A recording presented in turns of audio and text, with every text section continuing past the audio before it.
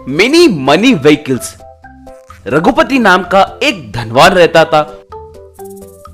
वो हर सुबह उठते ही तुरंत अपना अलमारा खोलकर माँ लक्ष्मी माता मुझे आशीर्वाद दो कहकर उसमें रहे पैसे और सोना गिनकर हाँ माँ कहकर सोचता था।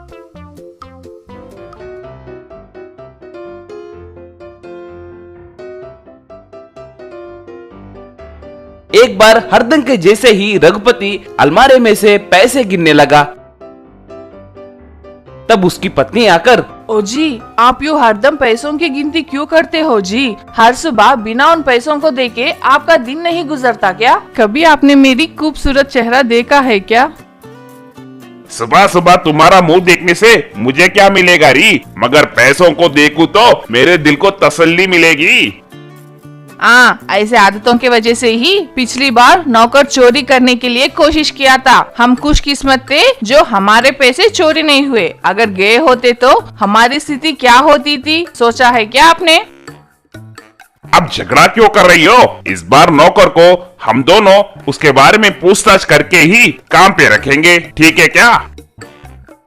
उसी गांव में बंटी नाम का एक मासूम व्यक्ति रहता था।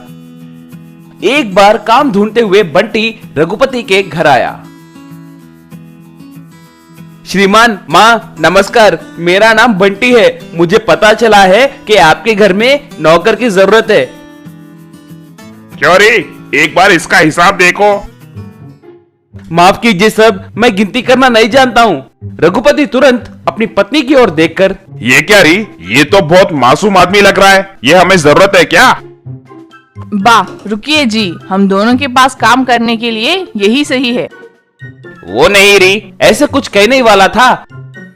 आप रुकिए जी, पिछली बार होशियार आदमी है कहकर उसे काम पे रखे थे। वो अपनी होशियारी चोरी करने में दिखाया है ना, हमारे लिए यही सही है जी। कहकर बंटी, कल से मालिक के साथ रहते हुए उनके कहे जैसे करो, कल से ही काम करने आ जाओ। ऐसे बंटी रघुपति के घर में काम पे लग गया। अगले दिन रघुपति हरदम के जैसे ही नींद से उठकर अलमारा खोलकर पैसे सोना गिनने लगा। अलमारा बंद करके पीछे मुड़कर देखा कि बंटी उसके पीछे ही खड़ा था। वो देखकर रघुपति दंग रह गया। रे छी निकम्मे, मुझे डरा दिए हो ना? वैसे तुम यहाँ क्या कर रहे हो? ये क्या जी, माँ जी ने कहा था ना कि आपके साथ रहकर आपका पीछा करने के लिए, इसीलिए मैं आपका पीछा कर रहा हूँ। ठीक है, हमारे पास इतने पैसे हैं कहकर किसी को मत बताना, नजर लग जाएगी। आप भी ना सर, आप ऐसे डरे तो कैसे जी? आप बहुत मेहनत करके इतने पैसे कमाए होंगे ना। अगर मैं आपके जगह होता तो पैसों से एक पैंट एक शर्ट सिलवाकर पहन लेता। उतना ही नहीं, अपना बिस्तर भी पैसों से तैयार करवाता और उस पे सो जाता। बंटी का आइडिया पसंद आने की वजह से अगले दिन रघुपति पैसों का शर्ट और पैंट पहनकर पूरा गांव फिरने लगा। रात में भी पैसों से बिस्तर तैयार करके उसके ऊपर सोने लगा। एक बार बंटी रघुपति के बच्चों से खेलने लगा।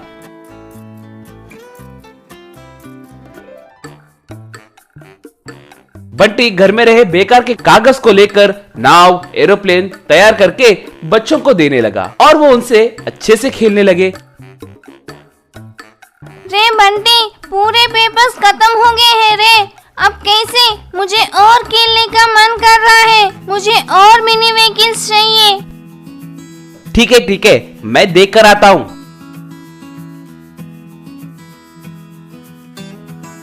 इतने में रघुपति को एक फोन कॉल आया। फोन में, सर, इंटेलिजेंस वाले आपके घर में तहकीकात करने आ रहे हैं, पैसे छुपा कर रखिए।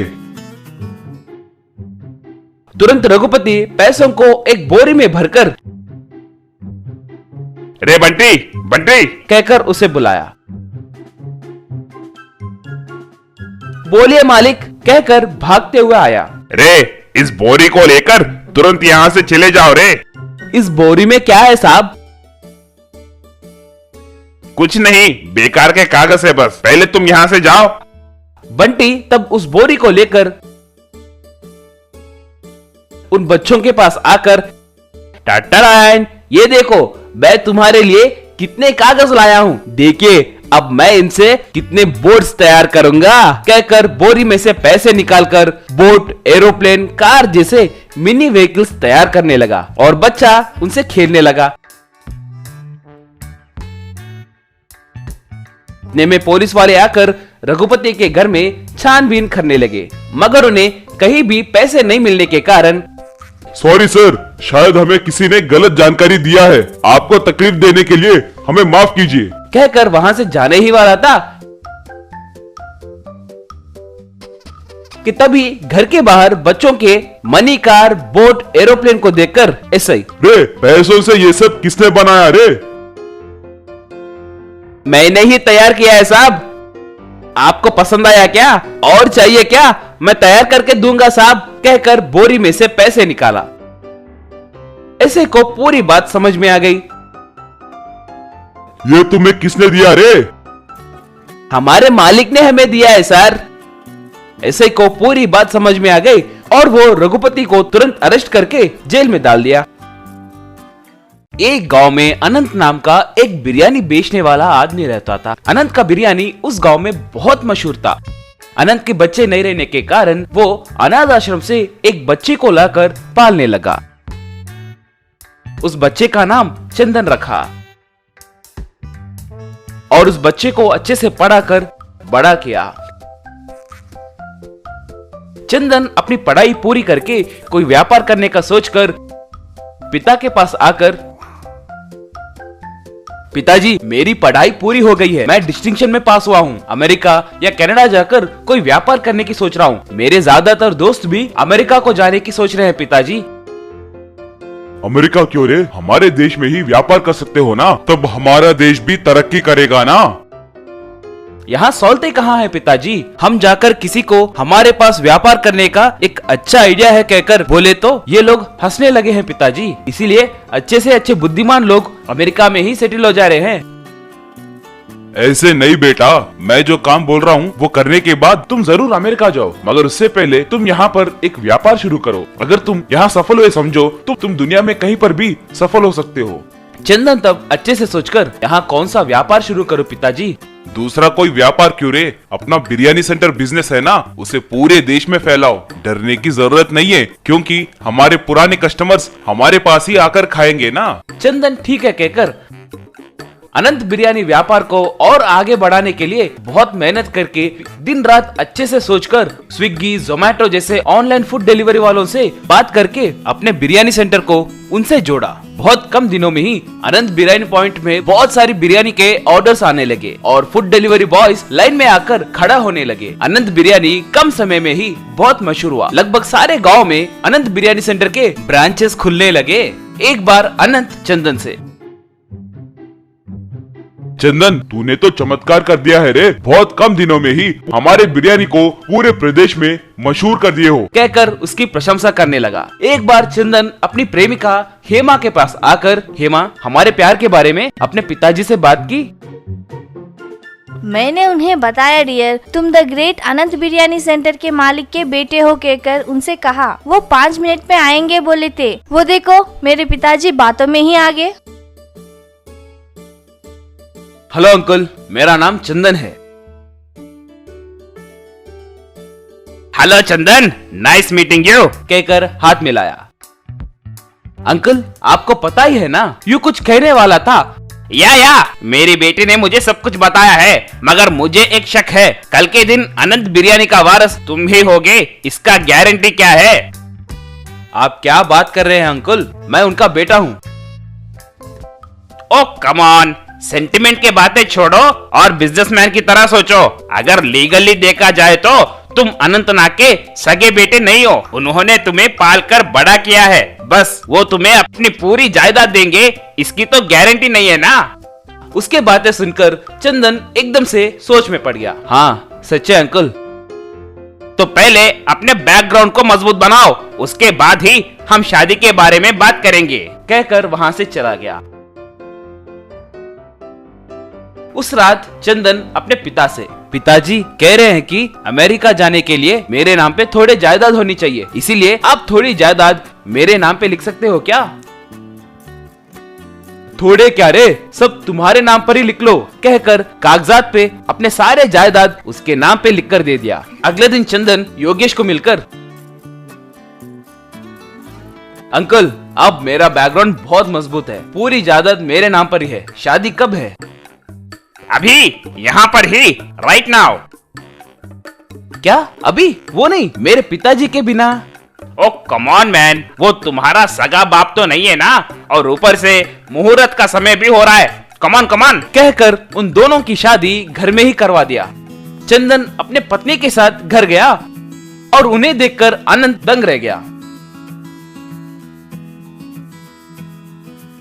ये क्या रे, ऐसे अचानक से शादी की है? कम से कम एक बात तो कह देते।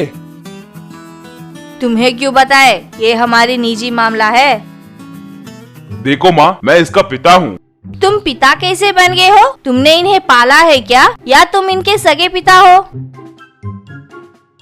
ये मेरा सगा बेटा नहीं है तो क्या हुआ माँ, इसे पाल कर पढ़ा कर इतने बड़े अनंत बिरयानी सेंटर का मालिक बनाया हूँ ना। बाप रे, ये अभी इतने बड़े बड़े बातें कर रहे हैं तो कल के दिन और क्या क्या कहेंगे। पिताजी, आपको बात करने की तमीज नहीं है क्या? आप ऐसे क्यों बात कर रहे हैं? रुला दिए ना बेचारी को। ओ जी, सच है जी, हम अलग हो जाएंगे, नहीं तो बहुत झगड़े होंगे जी। अगर चाहे तो आपके मुंह बोले पिताजी के मुंह पर थोड़े पैसे फेंक देंगे। उसके बातें सुनकर अनंत एकदम से दंग रह गया। अनंत को वहाँ क्या हो रहा है सब समझ में आ गया। मुझे कुछ नहीं चाहिए माँ, किसी को भी मेरी देखभाल करने की जरूरत नहीं है। अब से ये घर और व्यापार को आप दोनों ही देख लीजिए, कहकर वहाँ से चला गया। ऐसे अनंत अपने घर से निकलने के बाद गांव के बाहर एक ठेली लगाकर बिरयानी तैयार करके बेचने लगा।